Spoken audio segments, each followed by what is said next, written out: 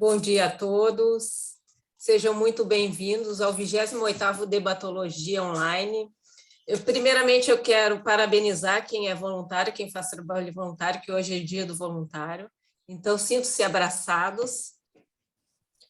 Eu sou a Márcia Madurez, sou voluntária da Aracê e vou ser a mediadora desse evento. A Aracê é uma instituição sem fins de lucro, com base no voluntariado, e ela é dedicada aos estudos da Conscienciologia. A sede da Aracê fica lá em Domingos Martins, no Espírito Santo, onde nós temos um campus de pesquisa e educação. Estão todos convidados aí a visitar a Aracê quando puderem. E quem quiser conhecer um pouco melhor virtualmente a Aracê, é só acessar o site www.aracê.org. O nosso debate levará em consideração o princípio da descrença, então eu peço a todos que não acreditem no que nós estivermos falando aqui, que vocês tenham as suas próprias experiências. Hoje, a nossa pesquisadora é a nossa amiga raríssima, Luzia Machado. A Luzia é graduada em Serviço Social, com especialização em Saúde Pública, é voluntária da Conscienciologia desde 2003, tenepsista desde outubro de 2003, docente da Conscienciologia a partir de 2005, é verbetógrafa, e a pesquisa dela vai tratar sobre pré-intermissiologia na prática. Antes de passarmos a palavra para a Luzia, eu quero combinar algumas coisas com vocês. Eu peço que todos deixem o microfone fechado, só abram quando quiserem falar, quando quiserem participar. Utilizem ali o chat, o bate-papo, para colocarem as perguntas, ou se quiserem fazer as perguntas diretamente para a Luzia, vocês fiquem à vontade para abrir o microfone e fazer a pergunta. As perguntas, nós pedimos que sejam objetivas e bem sucintas, para que fique melhor o entendimento e o andamento do nosso debate. O texto vai ficar disponível, já deve estar ali no chat, então vocês vão ter o texto ali no chat. E a ideia do nosso debate é que todos participem e contribuam com a pesquisa da autora e tirem as suas dúvidas e ajudem a ampliar a visão de conjunto do tema da Luzia. Então, agora eu peço para a Luzia, né, eu vou passar a palavra para ela, peço para ela falar as principais considerações sobre a pesquisa dela, as primeiras, e o tema escolhido. Olá, bom dia a todos, né? Especial pessoal, os brasileiros, e se tiver algum estrangeiro, também, né? Um bom dia, ou boa tarde, ou boa noite, não sei, né? Quero, de início, agradecer a Aracê pela oportunidade, né? A Associação Internacional para a Evolução da Consciência, e as colegas debatedoras que estão aí me ajudando, já me ajudaram bastante, né? E as colegas também que me ajudaram, né, na revisão do texto, e vamos lá, né? Quer dizer, é pré-intermissiologia na prática, né? O que é pré-intermissiologia na prática? O pré, acho que é consenso para todos, né? É antes. E intermissiologia é o estudo da intermissão. Intermissão é um período entre uma vida e outra, entre missões, né? Então, todos nós ressomamos, ressomar é renascer, ressomamos, temos uma vida mais longa ou mais curta, pode ser uma vida de um dia, uma vida de um mês, uma vida de 10 anos, até de 100 anos ou 120, não importa. Temos uma vida, depende da tarefa que nós temos que fazer na vida, poderá ser mais longa ou menos longa, e depois a gente dessoma, que dessomar é morrer, é descartar o soma, que é esse corpo físico, nós dessomamos e vamos para o extrafísico, popularmente conhecido como mundo espiritual, que é a realidade extrafísica, que compõe a nossa realidade integral, que é multidimensional, e que a nossa realidade não é só essa realidade física, material aqui, né? Nós estamos permanentemente em contato com a realidade multidimensional, que inclui essa realidade extrafísica. E, ao dessomar, ao descartar, se nós conseguirmos nos preparar aqui, vamos ter a chance de poder, com maior brevidade, uma vez passado o choque, né, da dessoma, o choque da morte, poder atuar continuar ajudando tanto a humanidade quanto a para-humanidade. A para-humanidade são nossos companheiros que já perderam o corpo físico e estão na dimensão extrafísica, ou na dimensão espiritual. E pelo que a gente observa, a humanidade ainda está numa condição bastante difícil, que em Conscienciologia nós consideramos né, que é uma condição de hospital-escola, quando já poderia estar, né, numa condição de escola, não de hospital-escola. E aí, a gente precisa se preparar para continuar ajudando, quer dizer, aí, ajudando aqui, né,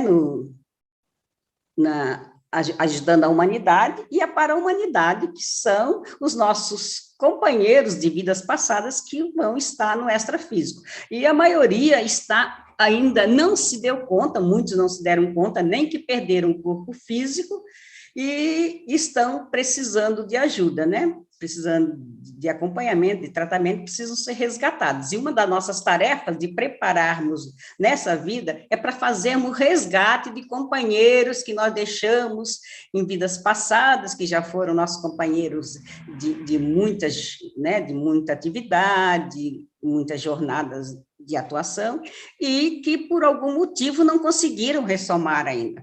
Estão numa perturbação extrafísica muito grande, e nós precisamos resgatar, assim como nós resgatamos determinadas pessoas aqui no intrafísico, resgatamos aquele que se perdeu na floresta, resgatamos aquele que desceu a ribanceira, resgatamos aquele que envolveu-se em acidente de trânsito, também no extrafísico nós vamos resgatar, mas ainda vamos resgatar consciências somos nós, né? Eu, você, cada um de nós é uma consciência, é um ser que está em permanente evolução, e uma evolução que não cessa, e nós não sabemos ainda, até hoje, não se sabe se tem ela fim, quer dizer, a hipótese é que ela seja uma evolução, um aprimoramento infinito, que nós estamos num crescimento, mas nem todos nós temos essa consciência de que nós estamos em evolução, né?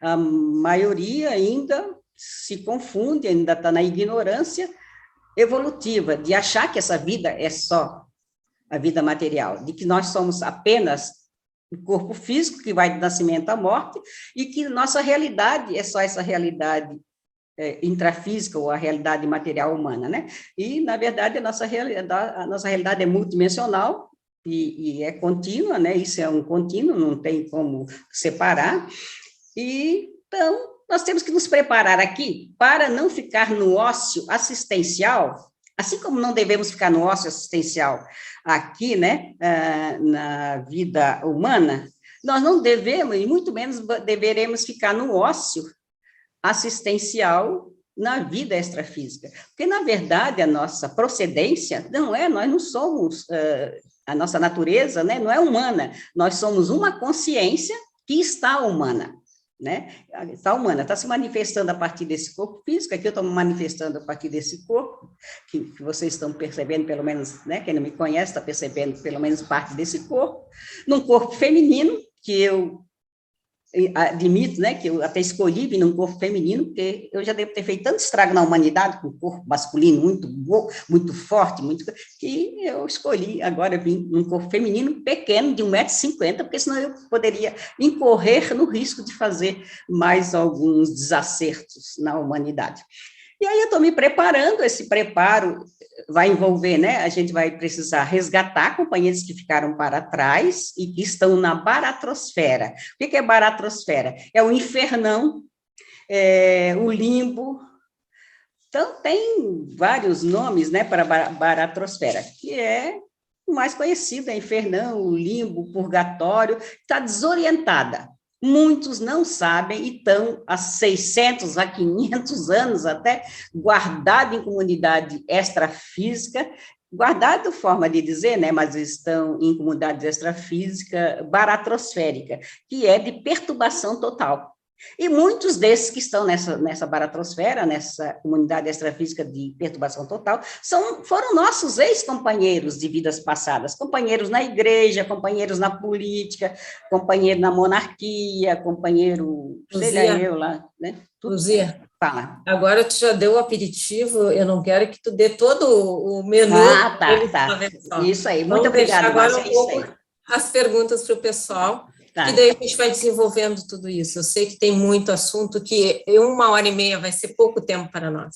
Então tá, vamos lá. E aí, pessoal, quem quer fazer alguma pergunta, está aberto ali. Bom, eu vou iniciar, porque eu sei que vocês estão tudo tímido, mas assim que der, eu tenho certeza que vocês vão encher isso aqui de perguntas. Luzia, conta para nós, como é que tu faz a tua autopesquisa? Como é que tu percebeu que era esse o teu tema? Tu vai anotando? Como é que é isso? Conta aí Né? para o pessoal saber como é que se faz uma Eu autopesquisa. coloco aí no material, né, no paper, como é que está acontecendo. É lógico que foi um resumo, né, do que, mas é no dia a dia. E isso porque esse preparo, nós viemos aqui na vida humana para nos acertarmos com os outros. Uhum. E com alguns a gente consegue um acerto melhor, com outros a gente não consegue nem tanto, mas é porque nós já tivemos desafeições, muitas desafeições, com outros nós já tivemos vidas de muitas afeições, né, de muito entendimento, e com alguns nós tivemos uma vida de uma ou várias vidas de muito desentendimento, né? E a razão por que nós estamos aqui, a vida humana só tem uma finalidade única, é nos interassistirmos, nos assistirmos uns aos outros. E daí como é que eu vou assistir? Então eu vou ser só voluntária, eu vou só trabalhar no hospital? Não, é o tempo todo. Você vai assistir né, o cobrador do ônibus, sendo solícita, prestando atenção ali em que você pode, tá? Às vezes você vai assistir só exteriorizando a sua energia, você não precisa dizer nada, basta apenas um olhar e uma exteriorização de energia, você já está assistindo, porque o grande instrumento da assistência é a nossa energia. E é o tempo todo mesmo, né? Recentemente eu estive em Porto Alegre por 10 dias, mais de 10 dias, e aí, veja, estou morando em Foz do Iguaçu, né? E ir para Porto Alegre, que Foz do Iguaçu deve ter em torno de 300 mil habitantes, e Porto Alegre, acho que é 1.800, quase 2 milhões de habitantes, né?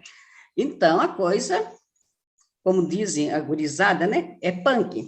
Exige muito. E eu andei naquele centro e percebi muitas entropias, né? Muitas dificuldades. E aí, como é que a gente faz? Tem duas coisas, né? Primeiro é manter a tranquilidade. Quanto mais complicado estiver a situação, mais tranquilo eu tenho que ter. Porque se eu estou num ambiente complicado, tanto em casa, como nas relações, no trabalho, na cidade grande ou na cidade pequena, quanto mais perturbado eu ficar, menos chance eu tenho de sair da perturbação. Eu tenho menos chance eu tenho de assistir aquele ambiente. Então eu tenho que todos nós temos a possibilidade, né, de sermos agentes assistenciais o tempo todo. Mas me esclarece uma coisa. Tu carrega bloquinho, tu faz anotações diariamente, tu deixa para anotar no final do dia, como é que é esses registros? Não, o ideal é carregar o bloquinho e anotar, sim, certo? Até posso te dar um exemplo bem claro. Recentemente, eu precisei, lá em Porto Alegre, eu precisei visitar uma colega já de muito tempo, e ela mora numa vila bem simples, né? E eu fui lá. E nesse momento chegou uma outra conhecida minha, que inclusive chegou a ser minha funcionária na empresa familiar e depois também foi minha funcionária em casa, e ela conversou, eu perguntei como é que ela estava, e eu disse, né, a ela, ô, menina, mas tu está muito bem, o que tu está fazendo? Aí ela disse, não, isso aqui é muito elixir que eu tomo. Eu digo, elixir qual? Dona Luzia, eu vou olhando a confusão do dia a dia, ela me chama de Dona Luzia, a confusão do dia a dia, do filho drogado, da outra filha assim, daquele assim, e eu vou fazendo o que eu posso, quer dizer, o que ela quis dizer assim, eu vou assistindo como eu posso, nas palavras dela, e aí, essa palavra elixir, chamou a minha atenção. Só que eu não estava com o bloquinho, eu tinha vindo da caminhada, eu não estava com o bloquinho. O ideal é ter o bloquinho e já anotar ali, elixir, que aí depois, a partir dali, você pode fazer as derivações, né, de raciocínio, de reflexão, de ampliação do tema. Mas eu achei muito interessante. Então, o ideal é carregar o bloquinho. Eu, normalmente, no final do dia, eu anoto. Quando eu posso, eu faço o vivenciograma, né, que é a técnica proposta pela Eliane Stedley, do vivenciograma, que é de analisar os fatos. Mas eu tenho procurado, sim, analisar os fatos. Principalmente aqueles que chamam mais atenção, né? Não dá para... Porque é muito intenso, o dia a dia é muito intenso, cada café da manhã é uma oportunidade de assistir, cada viagem é uma oportunidade de assistir, cada vez que você para num posto de gasolina, você tem a oportunidade de assistir a pessoa que estava saindo quando você estava entrando no banheiro, a outra que está lá no banheiro e resolveu lhe abordar e dizer, pá, alguém esqueceu uns óculos aqui no chão. E eu digo, ó, deve ter sido a moça que saiu. Aí você está saindo e a moça que você viu, que supõe, né, que esqueceu o óculos, está chegando. Eu digo, você não é a senhora do óculos? Ela disse, sou. Por que a senhora achou? Eu digo, não, está lá na caixa, no caixa. Então, essas pequenas coisas são pequenas informações de interação e a pergunta é, por que você está naquele cenário se encontrando com aquelas pessoas, né? E por que você está dando essa informação que orienta alguém, que tira alguém da desorientação nessa vida? Aí, a hipótese é que não é a primeira vez que a gente se encontrou, não. Que a gente, talvez, nessa vida era só aquele momento ali. Se encontrou, foi e deu. Então, o ideal é anotar tudo, poder, e pelo menos no final do dia fazer um rescaldo, fazer um levantamento. E depois eu que observo, né? A observação. Eu estou, estando com gente, eu estou observando. Em estando com animais, também eu estou observando. Okay. O Leandro tem uma pergunta para fazer. Leandro, pode abrir o microfone. Bom dia a todas, a todos também. A grande maioria de nós somos. Luzia, bom dia. Bom Leandro, dia. Juriscons, agradecido pela presença, pela exposição. O que você, dentro do processo da autopesquisa nesse tema, qual foi a sua observação mais acurada de si mesma, quanto a temperamento, pensanidade principalmente, para se predispor a uma maior oportunidade, a maiores oportunidades de assistir melhor? Você está me perguntando qual foi as reciclagens, quais são os traços de comportamentos que eu estou mais trabalhando a partir da hora em que eu estudo esse tema, né? Isso, visto que eu penso que para nós até um nível maior de responsabilidade, né? Porque acho que fora da Conscienciologia, eu penso que tem muita gente boa também, que é apenas o conhecimento extrafísico, multidimensional, enfim, do paradigma, para se predispor a uma interassistência multidimensional pós-dessoma, né? Sim.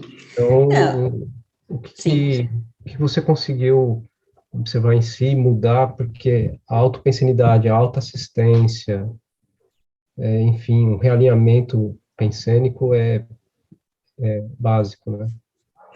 Eu acho que até você já deu a resposta, né, Leandro? Porque, de fato, né, o alinhamento pensênico e a autoassistência.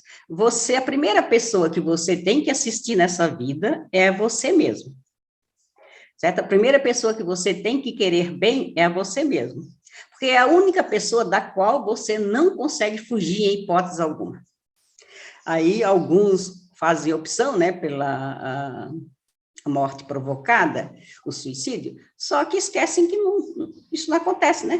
Quer dizer, acabam com o corpo físico, mas com a realidade consciencial, então, é isso, e eu tenho isso muito bem alinhado, né? Se a pessoa que eu convivo bem, é comigo mesmo. Tanto que eu já escrevi, em função disso, eu escrevi o verbete, né, de solidão profícua, porque estando junto com alguém, no meio da multidão, ou estando só em algum espaço, que é na mata, que é, sei lá, espaço doméstico, eu estou bem comigo mesmo, quer dizer, Isso. E outras, a reciclagem, né? Eu tenho uma personalidade, eu avalio que tenho uma personalidade muito forte, com uma tendência de mando, né? De mando e desmandos e comandos, que não é que eu admito como uma paragenética, que não foi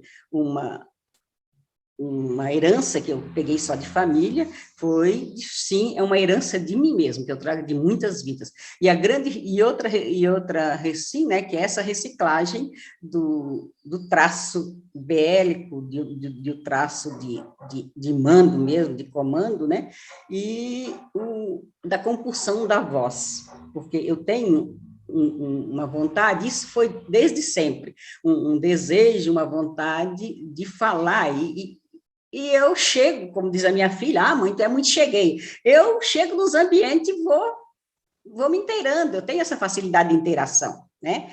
E essa, sim, é uma reciclagem, essa que eu mais faço. E outra, eu tenho um vínculo muito forte com possivelmente eu fui política em muitas vidas, e eu tenho um vínculo forte com a política, e tenho um vínculo forte com a saúde pública. E, coincidentemente, nessa hora que eu estou fazendo essa pesquisa, as duas coisas que estão mais em voga no momento são as brigas políticas e os desencontros das informações em saúde pública. Para mim, isso me ajuda muito, porque eu não entro, sabe, nesse pato pensene é pensamento doentio, para quem não sabe, eu não entro no pato pensene, eu observo, tenho as minhas escolhas, tenho as minhas tendências, mas eu fico na admiração da discordância, eu vejo que tal personalidade tem traços bons, e tem traços que ainda deixam a desejar. Esse momento é muito bom, né, para mim, porque o que eu observo é que nós estamos vivendo num momento de normose, que é a patologia da normalidade. E aí eu estou aqui procurando me manter razoavelmente normal, porque eu sei não, eu levanto a hipótese de que depois, quem é que eu vou ter que assistir? Quem é que eu vou buscar lá na baratrosfera? São meus ex-companheiros políticos, que não conseguiram ainda sair de lá. E se eu brigar aqui, como é que eu vou chegar lá? Né? Na dimensão extrafísica, que a gente diz lá, né? Isso é uma força de expressão. Como é que eu vou poder... Então, a questão é a seguinte, vou entender o quanto eu posso, né? Mas eu acho que eu tenho, e eu estou conseguindo vencer esse traço da compulsão da voz, o traço de mando, eu já consigo ser mais solista, pedir mais, né? Mais observar sugestões e tudo, do que de fato chegar e mandar. Não sei se eu respondi. Muito agradecido. Parabéns. Obrigada. Luzia, a Aride vai fazer uma pergunta também. Então, vamos lá, Aride. À vontade, Aride. Oi, Luzia, bom dia. Muito bom estar dia. aqui com você. A gente trabalhou bastante tempo junto, a gente teve bastante discussões realmente de convivência, interconvivência, uma aprendeu com a outra, eu aprendi muito com você, e um dos traços que você colocou aqui, que me chamou a atenção para aprender essa interconvivência assistencial. E, ao menos pelo convívio que eu tive com você, um dos traços muito fortes que você tem é o bom humor. Ao menos sempre assim você sabia sair das situações através do bom humor. Essa é uma das perguntas que eu gostaria que você falasse um pouco, e também aí você incluir, porque você já respondeu grande parte da minha pergunta, alguns requisitos que você colocou na conscienciologia tarde, com 55 anos, e que Aride, você poderia ter ajudado. Aride, repete, Oi. porque deu uma falha na tua pergunta aí no teu... Tem uma falha na comunicação aí do Repete aparelho. essa segunda pergunta. Ah, tá. A segunda, então, que você diz que entrou muito tarde, conheceu muito tarde a conscienciologia, e dois traços que você fala aqui, é do preconceito e da prepotência. Mas será que você não entrou justamente no momento certo? Nem antes, nem depois? Não, é possível que sim, né? Porque eu tive essa questão de que tinha algo a fazer na vida, isso é ínsito em mim. Desde criança, eu ia para o sótão que tinha na minha casa e ficava observando para as estrelas no fim de tarde e para o firmamento, e eu conversava com o universo. Mas eu pensava que aquilo ali todas as crianças faziam e que aquilo era uma situação, né, normal para todas as crianças. Na verdade, e eu tinha sempre a sensação de que eu não nasci para ficar aqui nessa cidade onde eu estou, que é a cidade, eu estou na cidade de nascimento, né, Santo Amaro da Imperatriz, que eu nasci aqui, mas eu não ia ficar aqui, e que eu nasci na família de 10 irmãos, mas que eu não ia ficar na família. Isso eu não consegui encontrar resposta. Depois eu fui para a faculdade, duas expressões, né, que me chamaram muita atenção, dois conceitos que me chamavam muita atenção, era o conceito de motivação e o conceito de conscientização, né? Vamos conscientizar porque as pessoas têm um nível de conscientização muito baixo, isso me chamava. E eu saí da faculdade com esse conceito de conscientização. E eu saí com o desejo de estudar consciência, e conscientização. Aí ninguém estudava, eu digo, ninguém estuda, depois o que é que eu vou fazer? Então, assim, agora, por que esses dois traços, né, que você colocou, de fato, me atrapalharam um pouco, e essa questão do preconceito com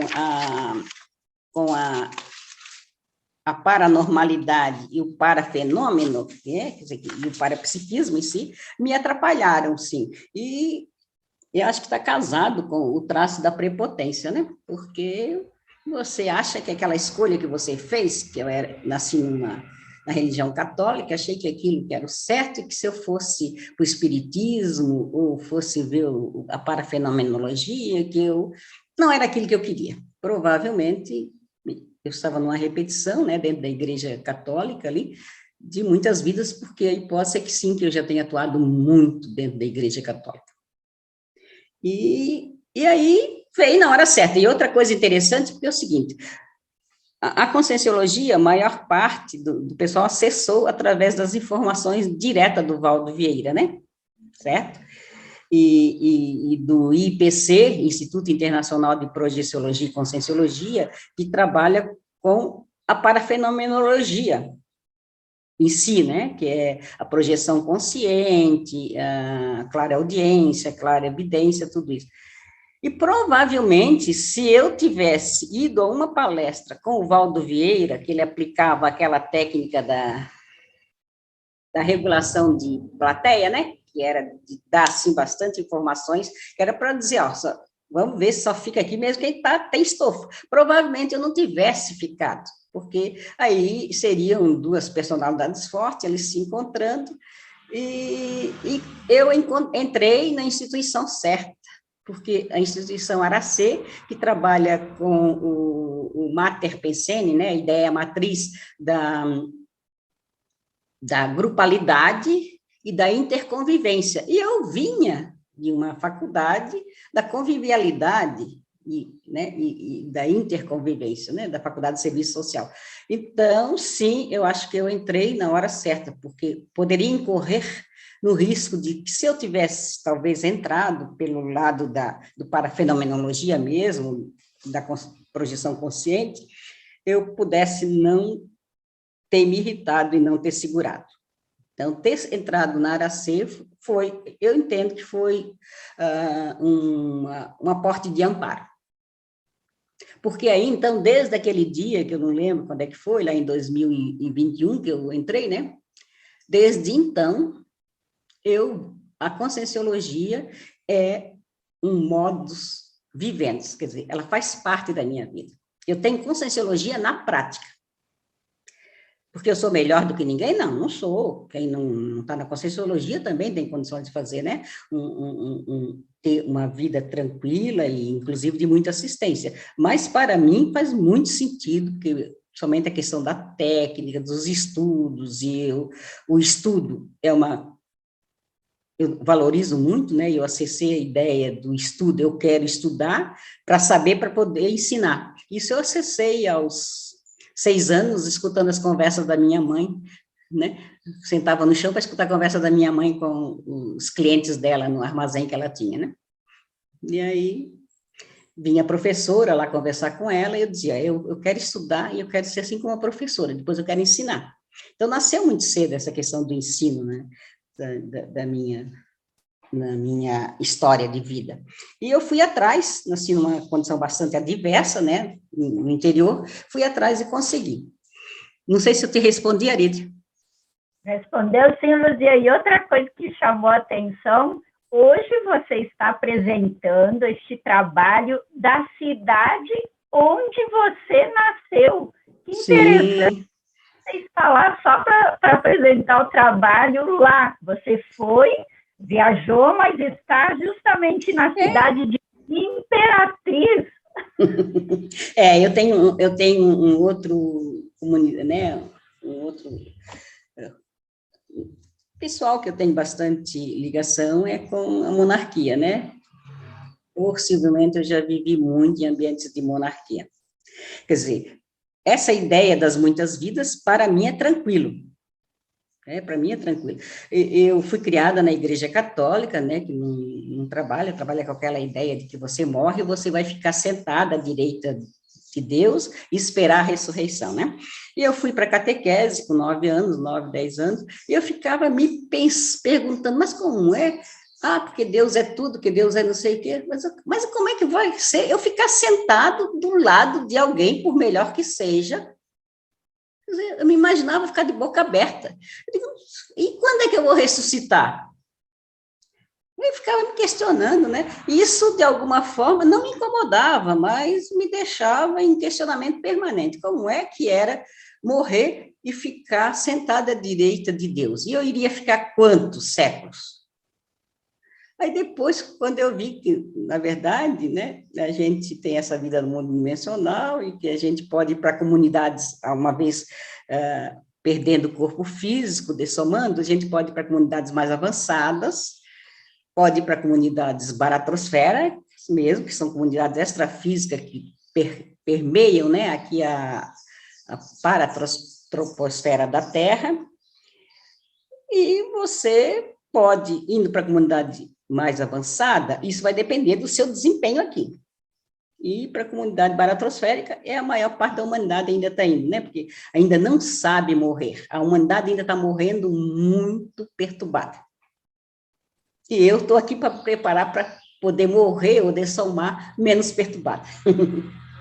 Luzia, nós temos agora a Andréa Pellins, que está na lista para fazer pergunta, e a Valquíria depois, da Andréa. Tá, Valquíria. Bom dia a todos, bom dia, Luzia. Bom dia, é um Andréa. prazer estar aqui te ouvindo. E, assim, eu me identifiquei em muitas coisas com você, né? Então, as sincronicidades são muitas, não é por acaso que eu cheguei para esse debatologia de hoje. Então, iniciando ali pela tua fala, que aos 6 anos você já identificava que você tinha esse propósito de vir fazer alguma coisa, que você tinha algo a fazer, pelo bom humor, também ácido na reciclagem, de melhorar esse bom humor, é um traço que eu também trago. Também faço uso do princípio da admiração e discordância, principalmente nesses tempos que estamos vivendo. Envolvimentos com políticas públicas, hoje eu sou uma professora pública municipal, né? Então também tenho esse viés que as políticas públicas se entrelaçam. Também, como professora da SOCIM, trabalho nessa questão de melhoria do planeta hospital para um planeta escola, mas, assim, o traço que mais me chamou a atenção, que você coloca, é sobre o comando de voz, a reciclagem nesse traço. Então, a minha pergunta é como que você tem caminhado, porque é algo que eu também, né, pela própria profissão, de falar bastante, é um traço que eu trago, penso que não só dessa vida. Qual é a tua caminhada na reciclagem desse traço? Da compulsão da voz. Isso. A compulsão da voz, né? O traço da compulsão da voz. Aliás, eu vejo que eu possivelmente fui muito amparada, né? E e deve ter sido um propósito, porque para quem é novo aqui, né, nas ideias da Conscienciologia, a gente levanta a hipótese, né, de que muitas pessoas que já viveram muitas vidas, já melhoraram um pouco, já exerceram cargo de lideranças, e que já estavam, pelo menos assim, com essa ideia de melhorar o mundo, e até por meios não muito adequados, né?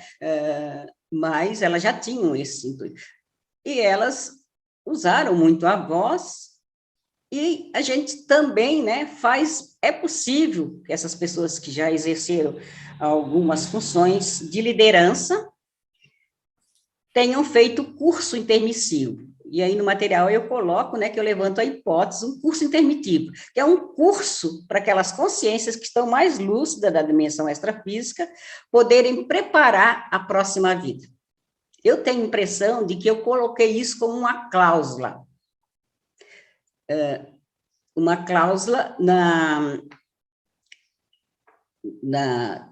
meu, né, na minha programação existencial, de poder estar sendo cercada de pessoas que me ajudassem nesse trajeto, né? E aí eu tive a felicidade de nascer com uma mãe e numa família que, segundo um tio meu, na minha família não se falava, se murmurava.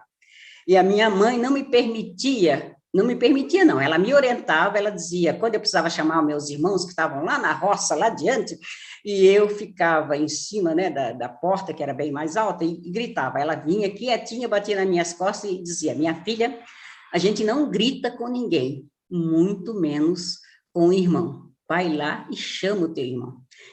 Aí depois tenho 2 filhos, e a minha filha sempre me pontuou essa questão da fala, ai, mãe, não precisa.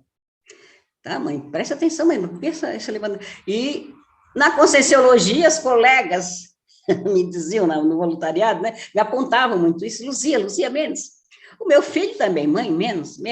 Até o neto, que tem agora, fez 16 anos, mas na época, quando ele já tinha 6, 7 anos, dizia assim, vó, por que está falando alto? Então, eu fui cercada, eu fui prestando atenção, né? E eu falando, uma criança de 6 anos, dizer, vó, por que está falando alto? Aí eu dizia, nem sei, meu filho, por que estou falando alto? Na verdade, eu ainda estava numa mimese, né? Possivelmente eu tinha uma atração muito forte por palanque, por púlpito. Púlpito é aquele espaço que o padre fala na igreja, lá em cima, né? E por microfone, né? Então, essa que eu traço, possivelmente eu trago de outras vidas, sim, e eu fui prestando atenção nessas observações, e no voluntariado da Aracê, os colegas me pontuavam, Luzia, mais baixo. Então, eu fui muito agraciada com as companhias, tanto familiares, quanto de colegas de voluntariado. Hoje já pontuam bem menos, hoje é muito, né, mais raro essa pontuação, porque eu já consigo prestar atenção, autoatenção na hora que eu estou levantando a voz. Aí eu já me pergunto, eu já digo para mim, Luzia, não precisa tanto. eu já me pontuo. Então, hoje eu estou na autopontuação. Eu já não preciso a heteropontuação, a pontuação do outro. Claro que se vem, eu ainda acato, observo e presto atenção como é que eu estava falando antes e como é que eu vou continuar falando depois. Essa é porque uma das questões que eu coloquei aqui, né, é a questão de estar prestando atenção no que se está pensando, que é a metapensenidade, né? Pensar no que a gente está pensando. Então, eu estou pensando, e aí eu presto atenção, daqui a pouco eu presto atenção como é que estou agindo. Eu presto atenção hoje em todos os meus movimentos, como é que eu movimento a louça quando eu estou lavando, hoje, como eu estou com AVC, né? Eu tive um AVC em 2019, em março de 2019, hoje eu presto atenção em todos os meus movimentos, aonde é que eu coloco o pé, para onde que eu levo a mão, como é que eu viro o corpo. Então, essa autoatenção me ajuda muito hoje. Eu já tive bastante ajuda da heteroatenção. os outros prestando atenção como é que eu estava me manifestando, me pontuava, eu acatava, e hoje eu estou desenvolvendo a autoatenção sobre os traços que precisam ser renovados. Isso Obrigada, é preparação. Obrigada pelo compartilhamento. Agora é a Valquíria que vai fazer a pergunta. Oi, Luzia, que prazer Oi, te ver. Valquíria, que bom. Ai, que companheira. saudade de ti. Pois é, né? Pois é. Precisamos tomar uns cafezinhos aí em Porto Alegre. Oi, é verdade. Escuta, Luzia, o que eu queria te perguntar, já o Leandro e a Aride já mais ou menos fizeram, tu já falaste para eles o que eu queria perguntar quanto ao caso da prepotência. Agora sim, Luzia, olha, eu acho que com esse teu jeito, assim, como é que se diz? De prepotência sadia, vamos dizer assim, porque nessa vida tu está fazendo o lado sadio. Talvez tu nas outras vidas tu fizesse o lado que não foi muito sadio.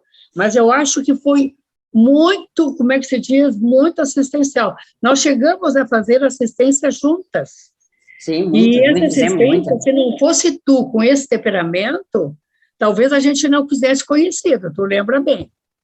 Sim. Então, eu acho assim, eu acho que, de repente, talvez assim, um pouco menos, como diz o pessoal, mas eu acho que tu, com esse temperamento, tu conseguisse fazer muita assistência. Uma assistência mais sadia. Uma assistência sadia do que tu não fez na vida pregressa. Então, eu te elogio muito por esse teu temperamento, assim, porque muitas vezes é a forma que a gente tem de fazer uma assistência, né? E eu fico muito feliz que tu está nessa caminhada, Luzia, e te agradeço demais todo o período que a gente esteve juntas, tá? E tenho muita saudade de ti. Então, tá. E daí? E é isso, Valquíria, um prazer em revê-la, né? Infelizmente, eu estive em Porto Alegre, não consegui visitá-la, mas ainda pretendo chegar a Porto Alegre e visitá-la, e para nós tomarmos aquele cafezinho. Se você aceitar, né? Lógico. Outra coisa que eu queria te perguntar, que tu falasse com 6 anos ali, que tu, muitas vezes, te escondia, né, dentro do armário. Não, dentro não, atrás. Atrás. Tu poderia esmiuçar um pouco mais isso aí? Porque veja o seguinte, né, eu nasci numa família grande, felizmente, né, de bastante interação, com irmãos mais velhos, 4 irmãos mais velhos e 5 irmãos mais moços. Eu fiquei relativamente no meio feito peça solta, né? Porque eu tive o falecimento, a dessoma de uma irmã que veio antes de mim e a dessoma de uma outra irmã que veio depois de mim. Eu fiquei meio peça solta, os irmãos mais velhos faziam amizade entre eles, né? Eram 2 homens e 2 mulheres, e os outros 5 homens fizeram um grupo de homens. E eu fiquei um pouco solta. Acredito. Quer que aguarde, Valquíria? E aí, mas assim, ó, o que acontecia? E eu tive uma ligação muito forte, um aprendizado muito grande, e assim foi uma tarefa de interassistência de vida com a minha mãe. Eu e minha mãe éramos muito próximas. Eu a ajudava, né, em coisas básicas da família, que era no cuidado com a alimentação, na compra da alimentação e no cuidado dos irmãos. A minha mãe tinha uma capacidade, né, de poder ajudar muito. E imagina, no interior, naquela época, lá de 1950, eu nasci em 46, 1950, as condições, né, de saúde pública nem existia, né? No lugarejo aqui não tinha farmácia, não tinha instalação sanitária, era aquele meio bastante primário, né, da privada. Então, a condição de higiene da minha casa era boa, mas, no geral, sem o saneamento básico, tinham muitas doenças infecto-contagiosas, muitas doenças parasitárias, né? E também muitas doenças infecto-contagiosas. Naquela época não tinha vacina, eu acompanhava a minha mãe ali, diagnosticando o que o filho tinha. não tinha termômetro, ela botava a mão, né, e eu começava a observar como é que ela fazia aquilo, que ela botava a mão na testa e ela dizia, tem febre, e daqui um pouco ela olhava, ela dizia assim, eu estou achando, e ela própria dava o diagnóstico, daqui um pouco ela dava a indicação, né, ela mesma buscava um remédio, e ela acompanhava, e eu a acompanhava de perto, E quando um dos meus irmãos ficava muito doente, eu sentia que eu tinha uma responsabilidade em a ajudar o grupo, em ajudar, só que eu me sentia incapaz. E nessa, aí eu ia, a minha mãe tinha um armário que era de canto, eu ia para trás desse armário para poder chorar às escondidas. Quer dizer, aí me dizia capaz, por que eu não consigo ajudar? É porque, no fundo, eu tinha essa capacidade latente de ajudar, principalmente pela energia, porque aí pode até que eu possa ter energia ectoplasta, aquela energia forte, densa, que, de fato, pode ser usada na assistência, né? Na autoassistência e na interassistência, na autocura e na heterocura, né? E eu ficava quietinha ali, via, só acompanhava o movimento da minha mãe, dando remédio, e daqui a pouco ela dizia que bom que ele dormiu. Aí, quando ela dizia que bom que ele dormiu, eu saía quietinha. E quando a coisa ficava muito difícil mesmo, aí eu apelava, né? Reivindicava de algum santo que eu conhecia da igreja, uma cura, mas foi. E aí, depois, quando eu fui agora fazer uma retrospectiva de vida, eu vi que ali eu já estava, possivelmente, já me preparando para a intermissão, né? Então, foi uma experiência bem interessante, eu me lembro até hoje, sentadinha lá, e ninguém nunca soube que eu chorei. Era um anonimato. Então, realmente, já veio ali, já desde criança, com essa veia como é que esse lado para a interassistência. Sim, para a interassistência. Então, foi muito legal, muito legal. Eu tinha o senso da responsabilidade, né? Eu tive esse senso da responsabilidade com o grupo, em todos os grupos que eu atuei, eu tive senso de responsabilidade, tanto como professora, quanto depois como assistente social, eu tive esse senso de responsabilidade bem aguçado. E o senso de fraternismo. Então, esse senso de responsabilidade e o senso de fraternismo que eu já trouxe, possivelmente de outras vidas, me ajudaram, me deram suporte para que eu pudesse ir em frente. Eu acho que foi o curso intermissivo, né? Sim, não, aqui no texto, né, eu falo que, em hipóteses, eu trouxe do curso intermissivo essa questão, né, de olhar a interassistência e olhar a interconvivência como um laboratório de autopesquisa, um laboratório de autodesenvolvimento e de interajuda, e observar a saúde pública como um veio de... E eu fazia saúde pública dentro de casa, né? Aí eu tinha, e veja, né? Ali eu também tinha, talvez eu não coloquei isso, eu tinha a responsabilidade de limpar os currais da vaca. Eu tinha que limpar os currais e guardar as fezes dos animais para que elas servissem de adubo, né? E eu tinha todo aquela disposição para mexer, para preparar isso, né, para adubo, e depois eu plantava a horta com o adubo que eu mesma fabriquei. E aí depois eu colhia e trazia, lavava a verdura e servia na mesa. Então, isso já era interassistência. E tem pessoas que ficam muito... E provavelmente eu levanto a hipótese de que eu escolhi a família para nascer, de que eu escolhi a cidade para nascer, no curso intermissivo, e escolhi essa questão da interconvivência para estudar, tanto que eu fiz faculdade de serviço social, e escolhi o veio da saúde pública para estar podendo fazer um preparo, possivelmente para atuar na próxima vida com mais qualificação e de uma forma mais ampliada. Não sei se eu te respondi aí. Sim, perfeitamente. Obrigada, Luzia. Obrigada, Valquíria. E agora o Leandro vai fazer uma nova pergunta. Então, vamos lá, Leandro. Oi, Luzia. É o seguinte, você comentou algo muito interessante, e penso que dá para aprofundar muito, porque não dá para ir para intermissão sem antes morrer, e você expressou bem aí, saber morrer. Eu vejo que ainda é um tabu, até mesmo dentro da CCCI, o saber morrer, saber dessomar, né? Eu mesmo que passei pelo processo de dessoma em família, né? Eu posso estar equivocado, mas eu vejo é 100 para 0,1, no sentido de 100 pessoas precisando serem assistidas para 0,1 que sabe tem um mínimo aí de assistir. Como que você trata consigo isso? O CERN, né, penso que vai iniciar, claro, o PENSENE, e quais as práticas? Eu não tenho informação se você faz parte do Colégio Invisível da Dessomatologia. Não faço. Como é que você vê isso, principalmente dentro da CCI, que deveria ser o óbvio e, no fim, é natural ter medo da morte, eu tenho medo de ver consciência, enfim, e isso acontece. Como que você aborda, por favor?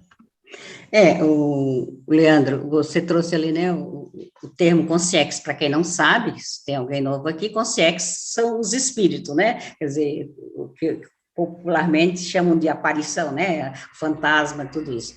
Quer dizer, eu não tenho medo de consciência, eu até não tenho muito essa experiência, nunca tive de ver consciência, mas eu percebo muito a atuação dessas consciências, tanto das consciências sadias, né, da intuição do amparador, o amparador extrafísico, aquela consciência mais evoluída, que me dá alguma intuição, como eu percebo também a presença das consciências bem baratrosféricas, bem perturbadas, e aí eu tento ajudá-las, né, esclarecê-la pensenicamente, é lógico, né, sobre aquela condição. E algumas vêm até reivindicar coisas de passado, né, então eu consigo, pela telepatia, conseguir. E assim, para mim, a morte é uma realidade.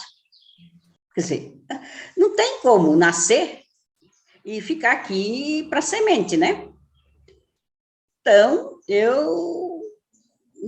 e ao lidar com essa ideia da multidimensionalidade e da serialidade, né, da série existencial, para mim isso é tranquilo, porque quando a gente está aqui falando de intermissão, nós estamos falando de um ciclo multiexistencial pessoal, estou falando do meu ciclo multiexistencial pessoal. Eu nasci, eu estou aqui, né, já entrando na 4ª idade, e eu pretendo dessomar sem perturbação. Para dessomar sem maiores perturbação, uma das primeiras coisas que a gente tem que trabalhar é o desapego. Primeiro, eu acho que é a autoconscientização, tanto a autoconscientização multiexistencial como a autoconscientização evolutiva, que nós somos uma consciência que não morre, nós estamos apenas nos manifestando através desse corpo físico, e eu estou também já me preparando através da qualificação energética para passar pela 2ª dessoma, né? Porque nós temos, na nossa caminhada evolutiva, lá adiante, nós vamos também passar pela 3ª dessoma. E aí, quem não é familiarizado com essas terminologias, como é que é isso? Na 1ª dessoma, na 1ª morte, nós descartamos o corpo físico. E aí, esse corpo físico, primeiro, nós já precisamos, desde sempre. Isso não é só na minha idade, na idade da Valquíria, né, e na idade de algumas outras colegas que estão aqui, ou de um avô, de uma avó, de pensar no desapego do corpo físico. Então, já tem que começar a pensar, eu vou optar pela cremação, eu vou optar pela doação do meu corpo para uma universidade, que eu conheço casos assim, né, de colegas que já doaram o corpo, quando dessomarem, querem que o corpo vá para uma universidade. Ou eu vou querer o sepultamento, que é o mais comum, né? Então, isso já precisa ficar bem claro. Quer dizer, no meu caso, por exemplo, eu já escolhi, né? Eu quero cremação e sem velório. Eu já abri mão do velório, né? Porque acho que para mim, é um ritual que não faz sentido. Por isso que eu digo, quem quiser se aproximar de mim, conversar comigo, acertar as pontas, né? Ou ampliar alguma coisa, é aqui agora, tá? E eu lido muito bem. E sei que é claro para mim essa questão da serialidade existencial, das séries de vidas intermináveis, né? Que a gente não sabe até onde vai. E a 2ª dessoma é perder esse corpo de energia, porque nós temos um corpo que se chama energossoma, que é o corpo que liga a consciências, que somos nós, né, que é a nossa essência, a esse corpo físico, para ela poder, a consciência poder estar se manifestando aqui. E nós estamos nos manifestando aqui com toda a nossa holomemória das muitas vidas. Eu sou hoje um resumo do que eu fui em muitas vidas. E aí, depois, tem que trabalhar esse desapego das coisas. Na hora que você trabalha o desapego do corpo físico, você trabalha o desapego das coisas materiais, porque na dessoma nós não vamos levar nada, absolutamente nada, você só vai levar as experiências de vida que você teve, que vão ficar registradas na sua holomemória. E essas experiências de vida você vai fazer, né, o balanço existencial lá na intermissão. Então, preciso descartar o corpo das energias. E o problema maior é que porque nós estamos a humanidade ainda vive muito no apego, né? No apego do poder, no apego do dinheiro, no apego da sexualidade, nos apegos dos prazeres da vida, né? Essa vida foi feita só para a gente ter prazer. Não, essa vida foi feita para a gente evoluir. Evoluir é compulsório, não tem como fugir da evolução. Ou você evolui na evolução por entendimento, por compreensão, ou você evolui no empurrão. Daí, porque muitas vezes você morre, né, de uma maneira não muito agradável, e você nem sabe porque você teve que ser tirado, porque você... Aí, uma das hipóteses é que você estava fazendo tanta besteira, e eu procuro estar atenta a tudo e ver, de fato, que a vida continua. Morrer é só mudar de dimensão. E o desapego, né? Então, assim, ó, para quem que vai ficar os livros, para quem que vai ficar a casa, para quem que vai ficar... Todas essas coisas. E todas as pendências de herança têm que ser resolvidas aqui agora. Porque uma das coisas que mais impede das pessoas passarem pela segunda dessoma, que é o descarte do corpo das energias, é exatamente a questão dos apegos, né? E também o desapego, buscar autonomia consciencial. Essa é a nossa caminhada, autonomia. Autonomia consciencial não quer dizer assim, eu não quero saber de ninguém que me ajude, não. Autonomia, assim, eu gerenciar a minha própria vida, gerenciar o meu destino, tendo a ajuda de um e de outro, mas eu não posso ficar apegada por sentimentos muito fortes. Todo sentimento, assim como o desamor nos prende, o amor excessivo também pode nos prender. Tudo que é em excesso, tanto o desamor como o excesso de amor, pode nos manter presos, né? Agora não saiu a palavra aqui, presos depois desta vida. Nós podemos ficar ainda no ambiente que está o nosso filho, podemos ainda ficar no ambiente, e ainda querendo comandar, e brava porque o filho não nos ouve. Lógico que nós estamos sem corpo físico, ele não tem a capacidade da parapercepção, ele não vai nos ouvir, né? Em vez de nós seguirmos, como se diz, o caminho da luz, o nosso caminho extrafísico, e irmos fazer o que nós temos que fazer, porque é muitas coisas que nós temos que fazer no extrafísico, nós ficamos aqui, né? Então, isso é uma sugestão que eu dou, e não tem idade para começar a preparar isso. Os jovens aqui, né, já... Aliás, isso é uma questão que eu já falo, eu sempre falei isso com o meu neto, de 6 anos, né, quando ele chegava perto de mim, dizia, apontava para o braço, dizia, avó, eu não sou só isso, né? Eu disse, não, meu filho, não é só isso, não. Quer dizer, e trabalho hoje, recentemente, né, ele está com 16 anos, e a gente conversa bem sobre isso aí, sobre essa questão do desapego, porque ninguém perde ninguém, né? A gente sabe, hoje nós estamos nós aqui juntos, daqui um pouco, a hipótese é que eu dessome, né, bem antes da Márcia, por exemplo, né, que a Márcia... e a hipótese, quer dizer, e depois eu vou estar no extrafísico, e eu já disse para a Márcia, vou estar lá no extrafísico, dando umas dicas, como é que pode melhorar a tua aula, como é que tu pode melhorar isso, como é que pode melhorar aquilo. Então, eu vou direto te procurar, pode deixar. Pode me procurar no extrafísico. Luzia, a Mara Pisato quer fazer uma pergunta também. Então, vamos lá, depois Mara. Da Mara Aride, e aí? Agora a Mara. Bom dia, Luzia, parabéns. Bom dia, Mara. É muito bom te ouvir aqui. E antes você disse assim, eu sou uma pessoa que tenho conscienciologia na prática. Eu diria que você tem conscienciologia na veia. Tá? A Luzia foi minha professora de AND, foi minha colega de voluntariado, a gente já deu aula junto, então, assim, eu tenho muita gratidão, né, por ter tido você aí como parceira, tenho você como parceira, né? e a gente só não consegue tomar um café agora, ultimamente, porque ela está num canto, eu estou no outro, assim vai. Mas, Luzia, vamos lá. Você sempre trabalhou esse tema, sempre eu lembro que sempre foi muito natural para você a morte, aquela coisa. Existiu algum, essa é a resposta, mas vamos, existiu algum evento, algum fato, uma recém, que desencadeou esse estudo mais intenso? Além disso, durante todo esse período de estudo, como é que você tratou as reconciliações? Qual foi a tua preocupação com isso? E como é que você encaminhou?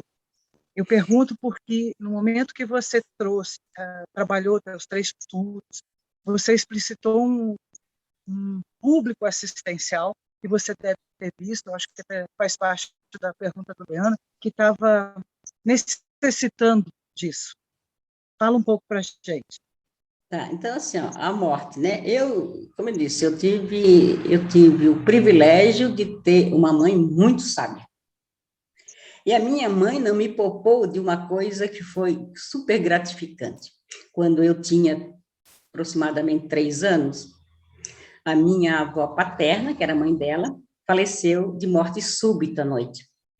Ela era uma mulher muito bonita e tinha uma expressão como se fosse a expressão de Mona Lisa, né? Aquele sorriso espontâneo, natural, assim. E eu admirava aquele rosto dela, com uma pele muito... embora ela não fizesse tratamento de beleza, ela tinha uma pele muito sedosa, era apreciável olhar o rosto da minha avó. E a minha avó e a minha mãe chegam e dizem, minha filha, a avó morreu, nós precisamos ir lá. Então, vamos, né, quer dizer... Aí eu fiquei pensando, vou morrer, eu nunca tinha visto ninguém morto, vou lá, né? Naquela época, eles faziam velório na sala de casa, né? Os velórios eram na sala de casa. E o dessomado, ou o morto, ficava exposto ali, e normalmente com um lenço branco cobrindo o rosto, né? Pelo menos naquela época e naquela realidade ali. Aí ela me leva pela mão, próximo, vem cá olhar a avó. E aí eu vou, e ela levanta o lenço, né? E quando ela levanta o lenço, a avó estava com aquela expressão de sorriso de Mona Lisa. E eu, que até ali eu tinha visto a morte como algo muito feio, de repente eu grito no meio do velório, mãe, a avó está rindo. O pessoal ali, né, quase que caiu na gargalhada. Aí ela veio bem no meu ouvido e disse, minha filha, fica quietinha. Então, ali, ela já me ajudou a desmistificar a questão da morte, né? E aí eu fui trabalhando, nunca tive... E agora, recentemente, com a pandemia, eu consegui trabalhar isso mais ainda, porque eu não entrei no desespero, não entrei no temor, nem na síndrome, né, de ficar bem doentinha, assim, eu fiquei no alto equilíbrio e foquei na minha autogovernabilidade. Eu vou ver o que eu tenho que fazer com a minha experiência de vida, com a minha experiência profissional, ver o que eu tenho que fazer comigo. Eu não vou poder salvar a humanidade toda, né? Eu já aprendi que embora eu tive em algum momento dele. Então, eu fui me trabalhando a autotranquilidade, a imperturbabilidade, porque uma das questões que eu mais trabalho hoje é a imperturbabilidade. E eu aprendi que, de fato, o outro não perturba a gente. É a gente que se permite abrir alguma brecha para que o outro perturbe, certo? Porque a perturbação é algo seu, é íntimo, é intrínseco à sua intraconsciencialidade, ao seu íntimo. Então, se você está desestabilizada em algum ponto com você mesmo, qualquer ruído que venha de fora, um ruído que venha da igreja, uma martelada que venha do pedreiro ali do lado, te desestabiliza. Se você está com a sua intraconsciencialidade razoavelmente estabilizada, se você tem trabalhado o autoequilíbrio, a imperturbabilidade, e se você já caminhou na questão da antivitimização, outra coisa, antivitimização. Quer dizer, está chovendo, eu vou espraguejar por estar chovendo? Daí, chuva, e daí? Está muito calor, está calor, né? Mas é verão, né? No verão é normal, está calor. Está muito frio, que frio horrível, que filho, eu não aguento mais esse frio.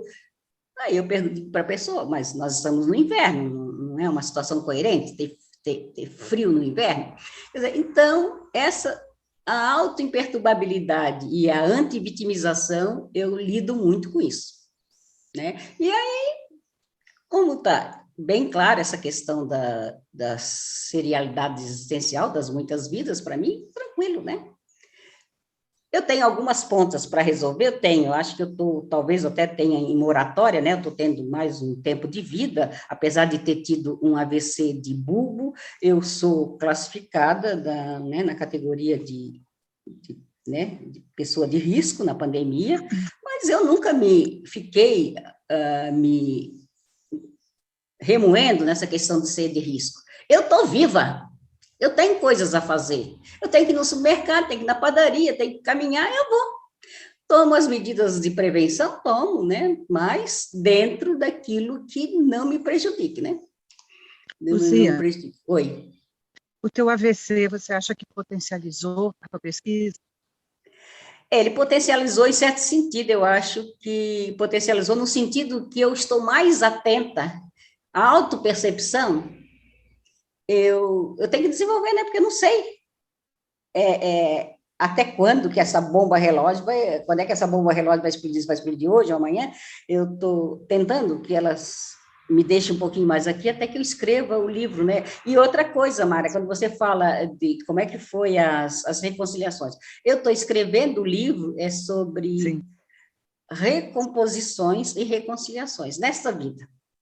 Então, eu estou fazendo um levantamento do que eu avancei em reconciliações, do que eu avancei, e aí eu faço toda uma revisão de vida e vejo qual é a pessoa que eu ainda preciso acertar alguns pontos.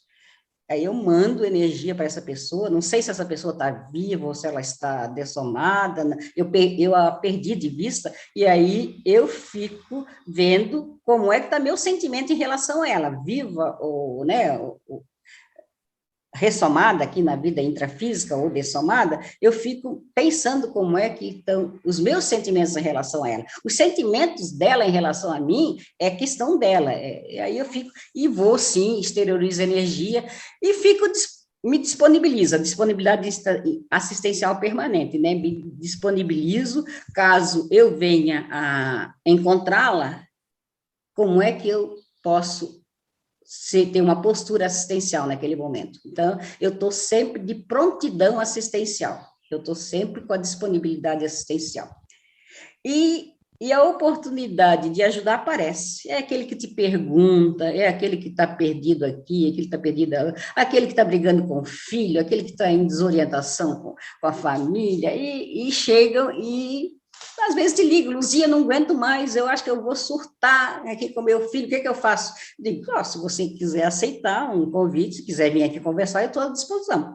Então, parece que está escrito na minha testa que eu posso ajudar alguma coisa. E, às vezes, quando eu não posso, é pela exteriorização das energias, assim. Na TENEPS, né, a Tarefa Energética Pessoal, que é uma técnica que nós usamos, da projeção consciente também, eu entendo que eu já faço muita assistência extrafísica, só não rememoro tudo que eu faço, porque, possivelmente, eu vou em ambientes, sou levada por amparadores em ambientes tão doentios, que se eu rememorar, talvez, se eu tiver rememoração, talvez eu não aguente a situação confusa que eu possa ter visto no extrafísico, né? Mas qual é o indicador de que eu tenho, que pode ter sido uma projeção assistencial? É o padrão de bem-estar com que eu me levanto. Eu me acordo todo dia de bem com a vida, com chuva, com sol, com trovada, com vendaval, com vulcão, eu me acordo de bem com a vida. Eu me pergunto, o que que eu posso fazer hoje para ajudar, pelo menos em 1/1000 de milímetro, né, ajudar a humanidade. Eu estou sorrindo aqui porque quem te conhece, né? Se uma pessoa como eu interage com 10 pessoas no dia, conversa, se eu sair com a Luzia, eu vou interagir com 30 ou 50, sim, porque ela é prontidão sempre. Gratidão, Luzia, obrigada pelas respostas, e assim, é muito bom ter você Mara. Tá Vamos nos encontrar uma hora, ou na Araceu, em Porto Alegre, com certeza. ou em Foz do Iguaçu, vamos tomar um cafezinho. Luzia, Oi. A Eliane Galotti tem uma pergunta para te fazer. Então, vai lá, Eliane, minha companheira de Três Futuros. Então, Luzia, que prazer hoje estar com vocês todos aqui no domingo. A Luzia, assim, nossa, o depoimento dela nos Três Futuros Evolutivos, assim, foi maravilhoso.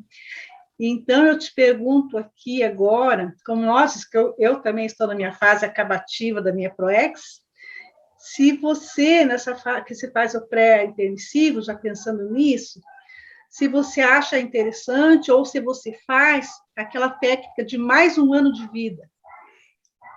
Oi, Eliane, eu até não sei te responder muito, né, porque que eu ainda não me permiti fazer essa técnica de mais um ano de vida. Não sei se é algum enfrentamento que eu ainda não consegui, mas eu não faço. Eu faço, talvez, a técnica de mais um dia de vida. Quer dizer, olha, eu acordei, estou viva, consegui botar o pé para fora da cama, consegui respirar, consegui olhar o sol. Então, é que a intensidade de vida minha é muito no aqui e agora, né? E eu planejo a dessoma, a morte, quer dizer, eu vou dessomar, vou morrer, o que que eu ainda não... Muitas coisas eu não vou pensar que está tudo bem certinho, não. Muitas coisas eu ainda não acertei, talvez eu deixe alguns incômodos, né? Eu tenho 2 filhos, para os filhos, estou procurando fazer estou num esforço de não deixar, né?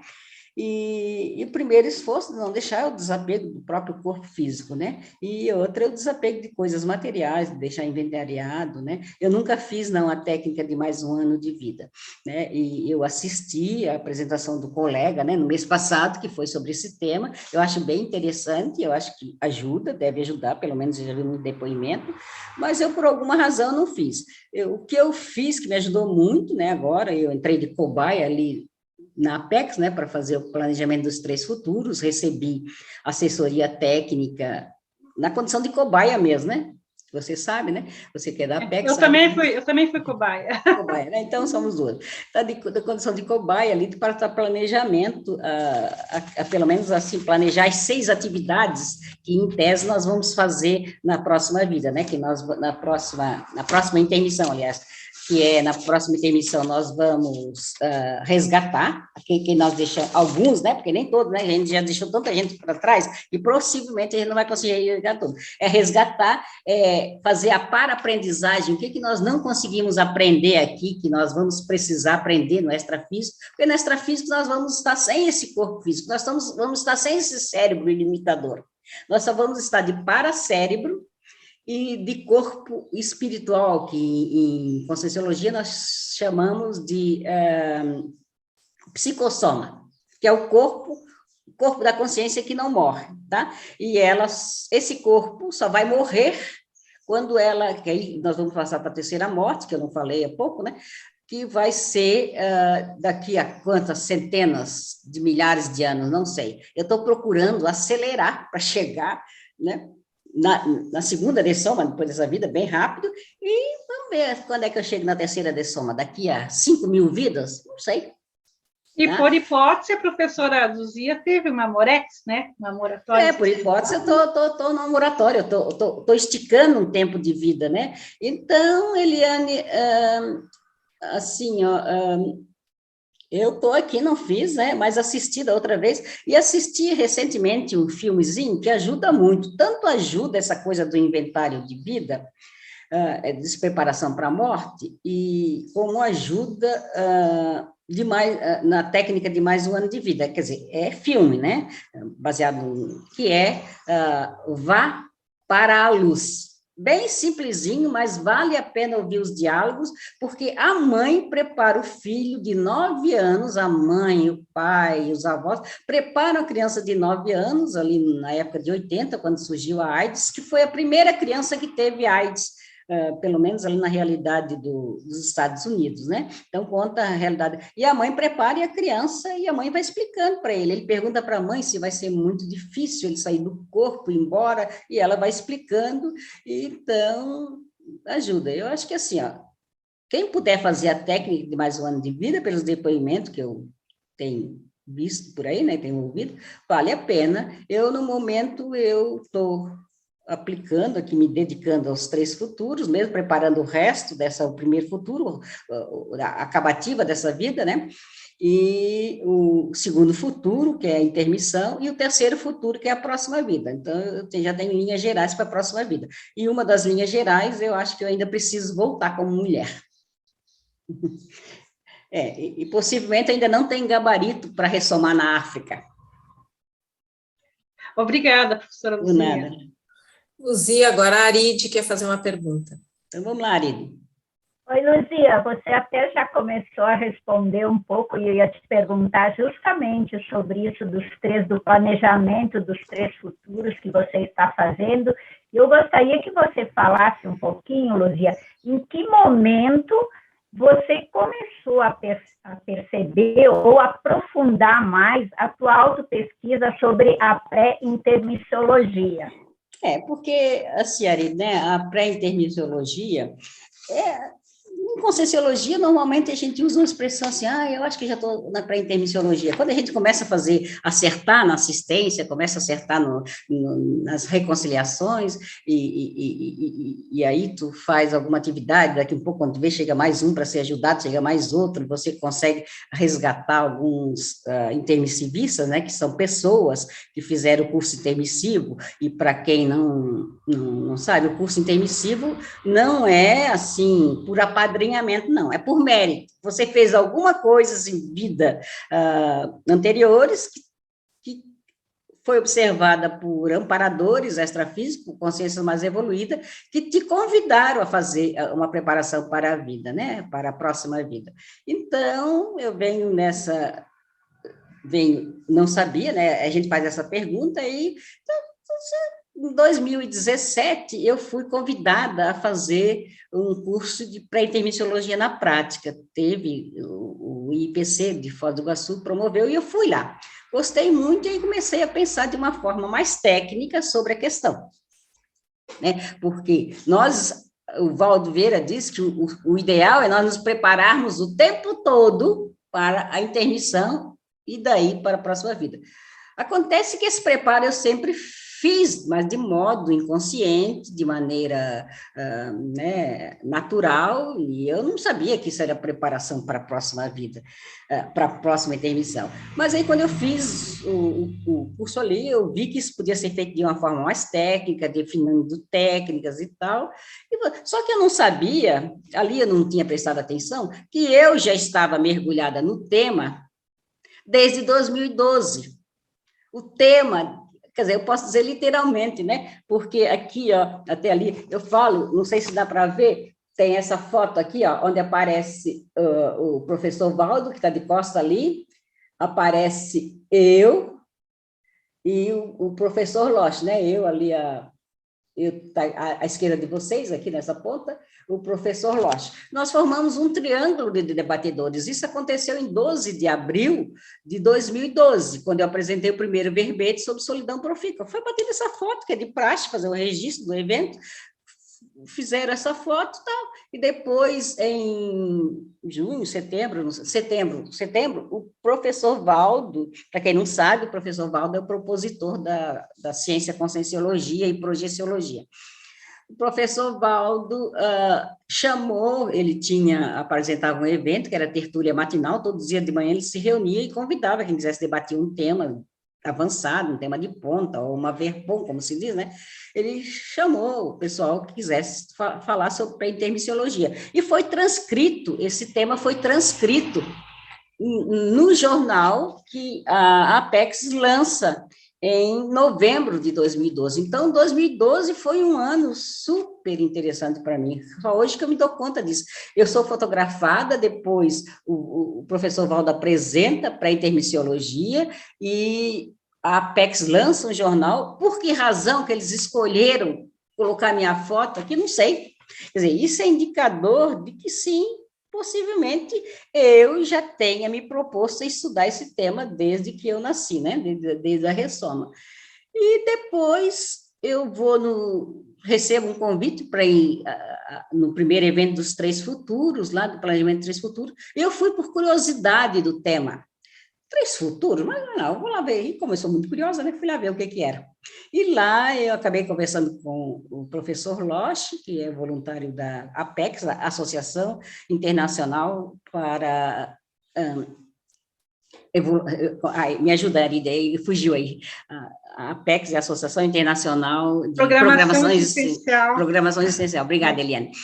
E aí eu conversei com ele, a Apex dá uma preceptoria, né? Ela faz um atendimento gratuito, que é um atendimento, uma preceptoria para quem está em dúvida com a sua programação de vida. Eu não tinha dúvida ali, mas por algum motivo eu resolvi pedir. Aí fui lá pedir, ele perguntou algumas coisas sobre a minha vida, e eu falei do AVC, ele olhou para mim e disse, tu teve AVC? Eu digo, mas agora recente, ali, era início de 2000, e eu tive AVC, eu disse, não, tive, faz um ano. Hã? Ele fez, tem certeza? Eu digo, pelo menos eu diagnóstico os médicos deram. E aí, ele propôs, se eu não queria fazer uma programação, né, programar os meus 3 futuros, que era programar o encerramento, né, a acabativa desta vida, programar a pré-intermissão, a intermissiologia, a intermissão, o que eu iria fazer, em que eu vou trabalhar, como que eu vou trabalhar, por que eu vou trabalhar em tal e tal frente de assistência, depois da dessoma, depois da segunda dessoma, porque é só possível atuar no extrafísico depois que tiver descartado o corpo das energias, que é o corpo que nos prende às coisas materiais, principalmente, né? E aí ele propôs, eu levei, e ele, ao ler o material, ele disse, Luzia, mas isso é pertinente para te fazer uma apresentação, acho que era março de 2000, para fazer a apresentação. Essa apresentação não saiu por conta da pandemia. Depois eu tive uma entrada num curso que foi feito o Centro de Altos Estudos da Conscienciologia, o CAEC, e eu dei uma entrada fazendo um depoimento. E depois eu participei do evento dos 3 Futuros, sim, que a Apex fez, me ajuda a lembrar, Eliane, lembra-se? Foi em 2012, foi em 2012, eu não sei se foi... Não, foi agora, foi recente, Luzia. Foi agora, recente, em 2001. Foi antes da pandemia, eu acho só. Aí eu participei desse evento, e cada vez mais eu percebi que eu tenho, sim, esse tema, eu devo ter trazido, é uma cláusula de PROEX, estudar esse tema, estudar o desapego, a relação da questão da morte, tudo isso, né? Então, eu entendo que eu trouxe como um tema a ser estudado. Porque, de fato, é uma das coisas que pega muito, né, na humanidade. Luzia, desculpa, foi 2020, a gente fez online. Fez online, né? Eu não lembro bem, mas tem aí no material que está postado aí, tem as datas, a sequência, né, dos 3 fatos ali. E outra, então, é isso aí, quer dizer... Ali, quando o pessoal até me perguntou, né, a colega me perguntou sobre se eu aplico a técnica de mais um ano de vida, é que no momento eu estou nessa frente de trabalho, eu fiz, né, logo que eu saí ali do hospital, eu ainda em convalescência, eu comecei a fazer a escola de personalidade consecutivas, então eu estudei alguma coisa das minhas retrovidas, né? Fui buscar personalidades lá do século XV, com quem possivelmente eu convivi, ou até posso ter sido, né, a própria, não sei, a hipótese, né? E então eu peguei essa frente de estudar as retrovidas, o meu passado, e estudar a minha próxima vida. Então, eu me percebo assim, de fato, nessa passagem, assim. Então, vai tudo por leveza. Não sei se eu respondi aí, Aride. Sim, com certeza, Luzia. E como a Luzia disse, no artigo dela tem todas as datas que ela participou de cada evento, quando ela começou a fazer a pesquisa. É muito interessante. Quem não leu, vale a pena ler. Obrigada, Luzia. Luzia, o Joaquim Goulart, ele escreveu algumas coisas ali no chat. Eu não sei se ele quer abrir, quer falar, quer fazer alguma pergunta, que essa é a última, porque nós já estamos no final. Joaquim, quer falar alguma coisa? Porque ele escreveu assim, estar o tempo todo disponível para assistência também não é uma boa.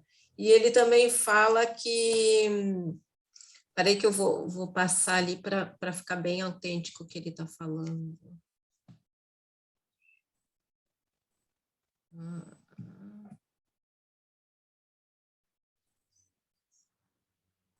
Ele disse que estar o tempo todo disponível para assistência não é uma boa, e eu gosto... Ai, isso aqui sai fora do lugar. Ele disse que gosta de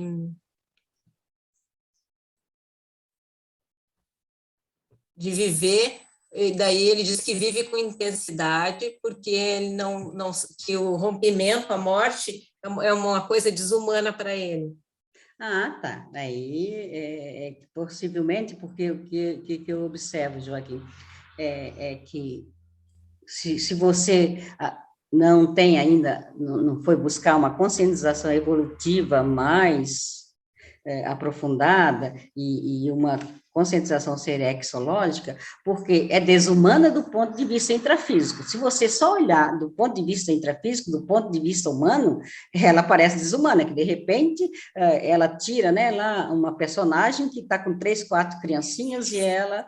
Só que há uma aprendizagem. Recentemente eu estive, né, numa situação dessa, onde a mãe com crianças, uma de 10 e outra de 12, aí estava num outro relacionamento e passou por um feminicídio, né? As crianças, 2 crianças, ficaram lá sob os cuidados, quer dizer, é desumano. Aqui a gente não sabe, a gente não tem uma visão de conjunto para saber se isso é o mais indicado para aquele grupo, porque, de repente, alguma dessoma, alguma morte, reconfigura tudo. As pessoas pensam, as pessoas refletem mais profundamente sobre a vida, né? Algumas vezes desespero. E com essa família, né? Eu fui visitar a família da moça que dessomou por assassinato. Eu fiquei assim, eu digo, eu estou estudando e isso de uma forma mais técnica, e essa senhora está fazendo tudo aqui de certa forma de um pé das costas. Havia uma percepção de que ela estava entendendo. E a gente só vai entender se foi desumano, e aí a pergunta é, por que a consciência estava nessa condição de estar buscando a dessoma? Vamos pegar, se a vida tem que ser vivida intensamente, sim, eu vivo a vida intensamente, a cada segundo, a cada flor que me apresentam, a cada pássaro que está, até a cada contato com os animais, né, que eu já tenho o hábito de pedir licença para o animal que está na minha frente para me passar, né? E se ele sai para o lado, eu já agradeço, porque então eu vivo muito intensamente. E essa disponibilidade para assistência é parte da tua intraconsciencialidade, Joaquim, da parte da intraconsciencialidade. O seu bem-estar contigo mesmo, e a sua energia, ela já fica numa condição como se fosse um bálsamo. A energia cura o outro? Não, a energia ajuda, assim como não tem nenhum remédio que cura, né? Quem se cura é o próprio doente, né? Não tem médico que faz cura, na verdade, o médico ajuda o paciente a lidar com o seu problema de saúde.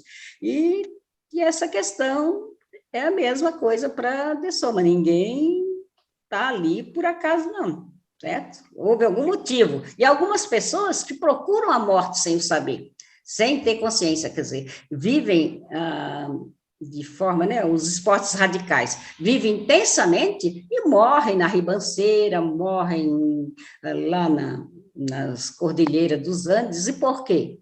A satisfação de viver. Tudo bem, mas é um esporte radical, né? E por que ele precisa de tanta radicalização na vida? É que a radicalização, tanto para um lado como para o outro, tanto para a felicidade intensa, quanto para a tristeza intensa, não leva a nada, né? A questão é o caminho do meio, como é que eu vou viver de forma mais tranquila, de forma mais lúcida, de forma mais consciente, prestando atenção e fazendo o que eu posso. Eu faço o que eu posso dentro do que é possível. Então, assistir, se colocar à disposição, é uma condição de intraconsciencialidade. E fazer a reciclagem, quais são as reciclagens que eu tenho que fazer na vida para poder não dessomar numa condição, assim, de deixar criança, de deixar todo mundo aprovar. É planejar, só tem outra coisa, é planejar. Quer dizer, eu recentemente, eu me despedi do meu neto ali, que foi morar nos Estados Unidos, não, no Canadá, e eu disse, menino, se a gente não se encontrar, nos encontramos na quebrada da evolução por aí, né? Porque a consciência, e com muita satisfação, eu consegui me despedir com tranquilidade, e ele foi com tranquilidade. E eu disse, qualquer coisa, sabe que a internet está aí, a gente se comunica, pede socorro. Certo? Então, tem como a morte, tem a questão Joaquim, tem a questão que a gente tem que ver da cosmoética, né? A cosmoética é uma ética cósmica que regula todas as relações do cosmos. E aí nós temos a ética humana. A ética humana ainda é muito reduzida. Então, dentro da visão da ética humana, parece é uma injustiça, né? É uma afronta à própria pessoa, ela dessomar jovem, deixar duas crianças, ela dessomar no parto e deixar o bebê, mas nós não sabemos qual é o histórico evolutivo dessa consciência. Qual é o histórico evolutivo dela com aquela consciência que está ressomando ali? Será que foram vítimas e estavam ali na condição de vítima e algoz, e agora estavam no acerto, que o acerto dessa mulher que se deu à luz ali era só dar a luz e sair de cena? Qual é o aprendizado que essa criança vai ter que ter na vida sem a mãe? Ela vai ter um aprendizado, é lógico, com a presença da mãe ela teria o aprendizado por uma sequência, e sem a mãe ela vai ter o aprendizado ali com outras pessoas, mas faz parte do cenário evolutivo daquela consciência. A pergunta é, por que eu estou vivendo essa situação? Que é a pergunta que eu me faço. Por que eu me permiti chegar num AVC aos 73 anos, né? Eu vou fazer 75 a 73 anos. Por que eu me permiti ter pressão alta aos 35 anos? Foi eu que me permiti. Quer dizer, tem um aprendizado. Se eu tivesse tomado alguns cuidados mais avançados em relação ao cuidado com o corpo físico, com o soma, provavelmente eu não teria, não tivesse incorrido em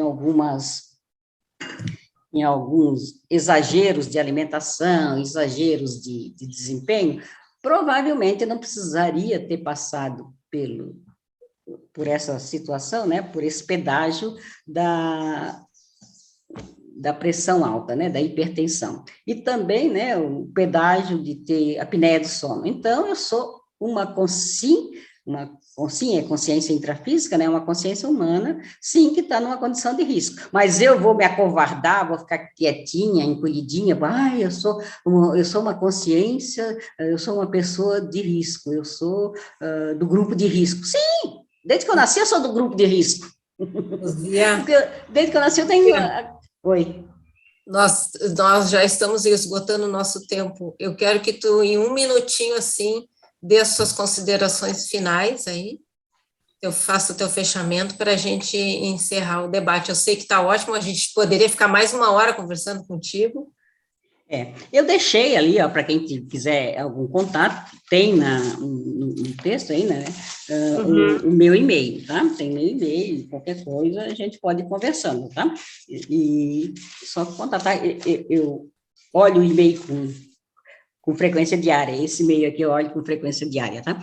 Podem se pronunciar através dele. Eu agradeço, foi uma oportunidade imensa, espero ter ajudado em algumas reflexões, se não ajudei, peço escusas, e me disponibilizo para ser chamada em outras oportunidades, se for preciso, para aprofundar, porque tem muita coisa, eu já consegui planejar tudo, quer dizer, é um protótipo, de plano, a gente não sabe se no extrafísico a gente vai conseguir, estabelecer tudo isso, fazer tudo isso que a gente está propondo, mas é um propósito, e a primeira coisa para a realização é se propor a. Então, a questão da assistência se proporá também, eu me proponho a tal coisa. Então, essa proposição vai nos permitindo, conexão com o amparo extrafísico. Eu agradeço imensamente, então, Agradeço, Márcia, a mediação, foi um prazer ser mediada por você, foi um prazer ter aqui toda essa gente bonita aí, bonita e companheiras de destino. Nós é que agradecemos, Luzia. O pessoal aqui está dizendo que estava muito bom, que agradece pela oportunidade, que estava excelente a tua pesquisa, a tua exposição. Então, agora nós estamos encerrando o nosso debate. Hoje nós tivemos 33 participantes, 15 perguntas. Nosso próximo evento é hoje à tarde, das 15 às 16h30, nós teremos a ação integrada da CCCI, será uma live sobre liderança interassistencial. Dia 16 de dezembro, nós teremos o Diálogos em Conscienciologia Aplicada, das 19 às 20, ele vai tratar sobre procrastinação e priorização. E ainda temos a Semana da Serenologia, de 26 a 30 de dezembro. As inscrições estão no link arac.org/ead/serenologia. Convidamos, então, a todos os voluntários da Conscienciologia, que são pesquisadores, que quiserem apresentar no Debatologia, entrem em contato conosco, que nós preparamos um evento para vocês. E agora eu convido a todos para abrirem o vídeo, para nós fazermos uma foto. Provavelmente a André, que vai fazer a nossa fotógrafa oficial. Ah, tem fotógrafo oficial aí? Tem. É chique, hein, Luzia?